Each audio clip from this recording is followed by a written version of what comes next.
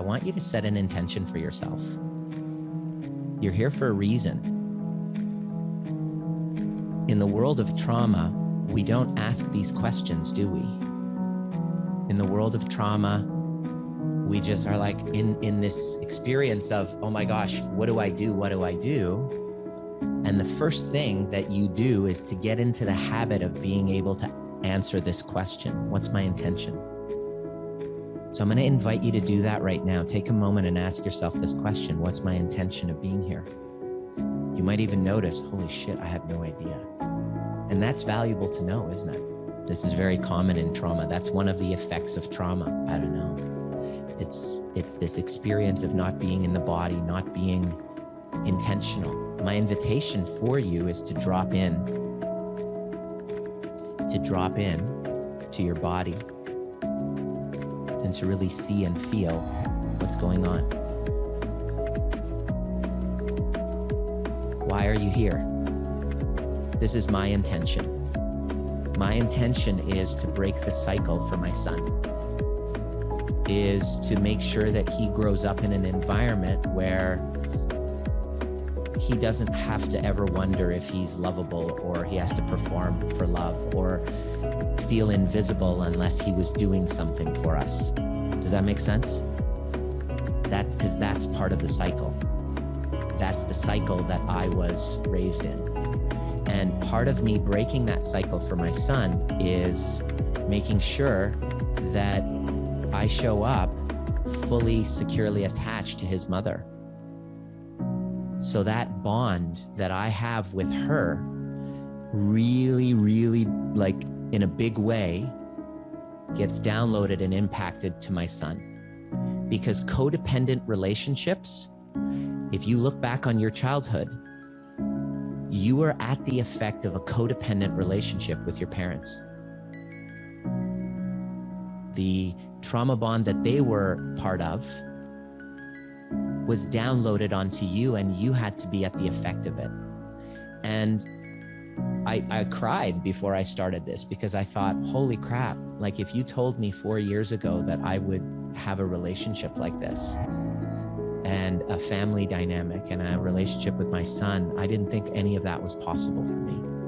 And so I just feel so inspired to share this with people. And the only way that I did this was I had to take on a whole new identity. I had to take on an identity of being the one to break the cycle. If I didn't take that identity on, my old identity would have taken over, because that's how difficult it is to break this cycle. So in the downfall of my last relationship, where it became volatile and abusive, I had to sit there and ask myself, I had to answer 3 questions. And I knew, because I stopped working, I stopped trying to be Dr. Nima, I stopped trying to distract myself with success, right? I had to stop, because this pull and this obsession with me being successful was part of my trauma response. I had to look at why I was so blindly focused on that I consented to a relationship that wasn't really heart-centered. It was based on transactional use. And I looked at how the relationship got, and I had to answer 3 questions. The first one was, how did this happen? How did I find myself in this again and again and again? So I had to find the answer to that question, and that's why you're here. This is why I want to answer this for you. The second question was, how can I make sure that I don't repeat this pattern?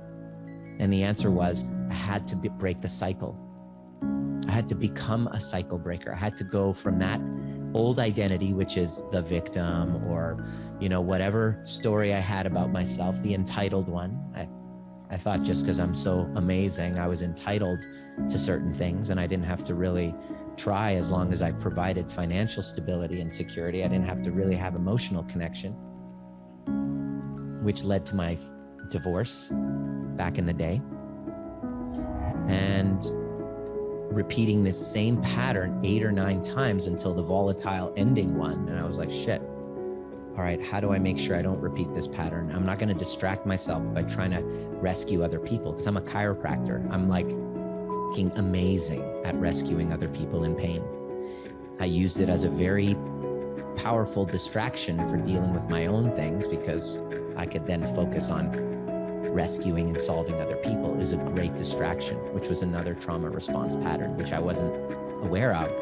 But that was my question. How do I make sure I don't repeat this pattern? Can anyone relate to me so far? Show of hands. One or two of you. And number 3 is, if I can do number 1 and number 2 and figure it out for good, I want to share my story and show other people how to do the same. And it was scary. I remember being so scared because I had to let go of an identity, and there's nothing more terrifying. I gotta say, whoa, there's nothing more terrifying than letting go of an old identity.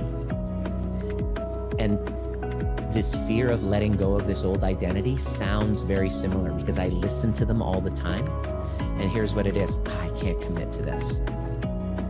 Truth, I'm too afraid of letting go of that old identity. It's just, I can't afford it.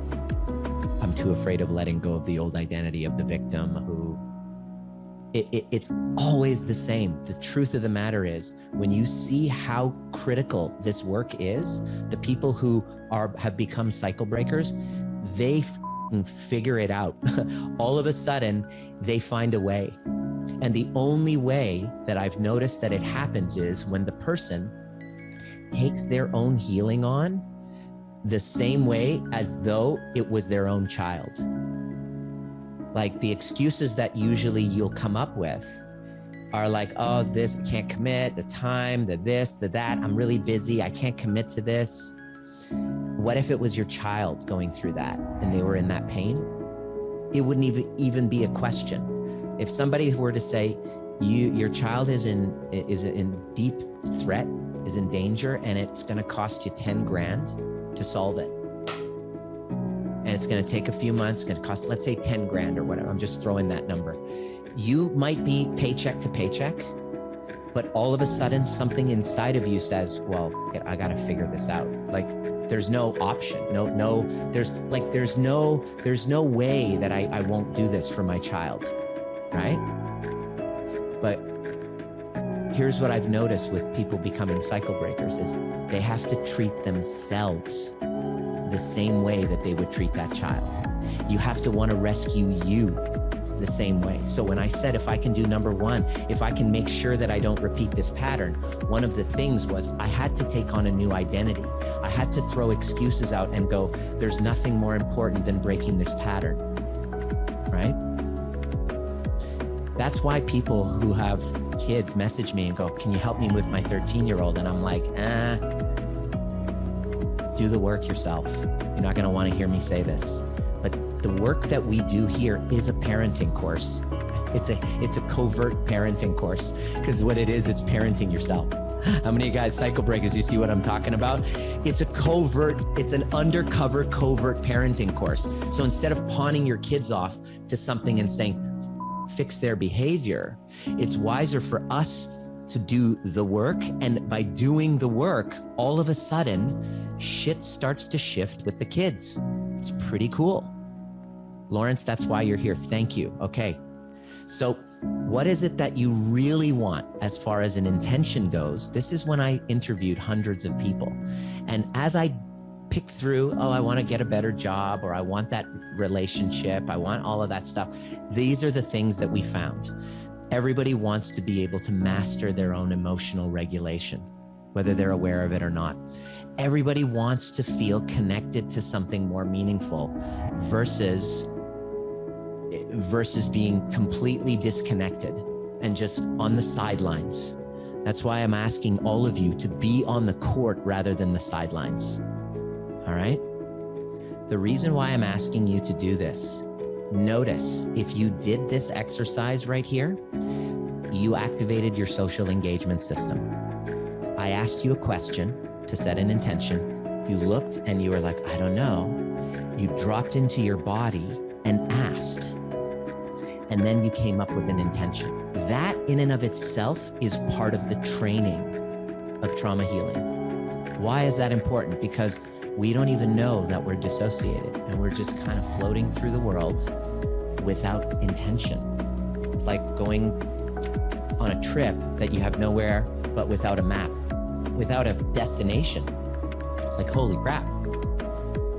So if you did that question, if you answered that question, you just proved that showing up live and engaging actually works. It works to heal the nervous system freeze. If you didn't answer the question, no judgment. I'm not gonna call you out or make you wrong for it. I'm just inviting you to look and see that dissociation and lack of follow through with the question of the dissociation being stuck there is part of the trauma response. And we don't know, this is the worst part about trauma. We don't even know that it's there because we're dissociated. So the way that it works is that when this isn't taken care of, you approach life like somebody who's in the stands, like not on the court, but in the stands. And that's why people think that they can heal trauma from a book or, watching a YouTube video. It's helpful information. However, the difference of you showing up and engaging with the work rather than being in the sidelines with your camera off because of whatever story you have up about how you look or whatever, that's part of the trauma response itself. You're here to learn to heal. Do you guys understand why I'm sharing that? Pretty sure I've been in the stands my whole life. Exactly. Everybody wants to have healthy relationships. I mean, we are bound, we are biologically impaired. Our biological imperative is to connect, is to love. We can't live without love. But the problem is, love is so freaking hard. We suck at love. Love wasn't modeled to us. So then the way that we experience love growing up is how we repeat, how we think that that's appropriate. It's the dirty fishbowl that we were born into. And deep down, we crave this experience of having healthy relationships, but when we don't really get to the cause, we find ourselves in the same pattern, even though the mind says, oh, I want to change that. The body recreates something different.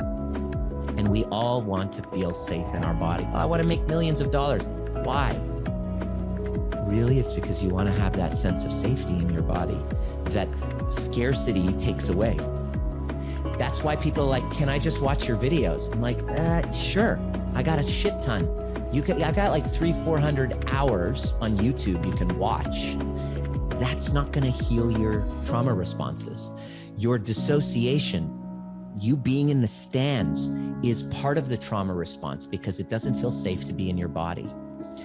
So my invitation again for you is to play full on, is to treat this like your life depends on it, because it really does when you think about it. The quality of your life does. And in the case of certain friends of mine who were stuck in trauma bonds, went through a divorce and going through the effects of trying to break free from a trauma bond, he ended his life a couple months ago. And we saw it. He didn't show up. We offered him, hey, why don't you come to this? Why don't you start doing the work with us? And it really hammered home the point for me that our lives do depend on it. And I really want to share this with you. Do you get how relevant that is? Because I really badly want you to break this cycle. And the biggest obstacle of you breaking the cycle is the trauma response itself. And you can't see it when you're consumed by it. So we need each other. We need each other calling each other out, not in a shameful way, but in a loving way with compassion. Hey, participate. So my invitation for you after this first question is, I wonder what it would be like if you were to participate full on in this experience, because it's not my show. This is your show.